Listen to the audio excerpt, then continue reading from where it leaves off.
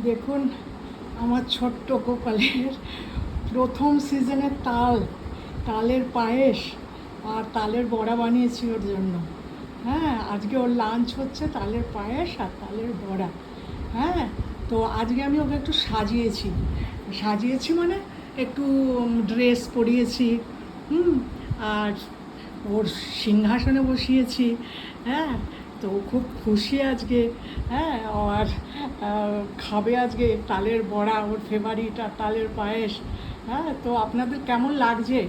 আপনারাও আপনাদের গোপালকে খাওয়ান। তাল তো শুরু হয়ে গেছে, বলো শোনো, তাল শুরু হয়ে গেছে, খেতে ইচ্ছে করছে। হ্যাঁ, তো তুমি তালের বড়াটা খাবে না পায়েসটা আগে খাবে বলো তো?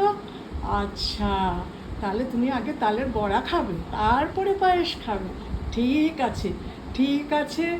আমার গপু এখন খাবে তালের বড়া, তারপর তালের পায়েস, তারপরে ঘুমাবে। তারপরে আবার আপনাদের সঙ্গে দেখা হবে পরে। টাটা।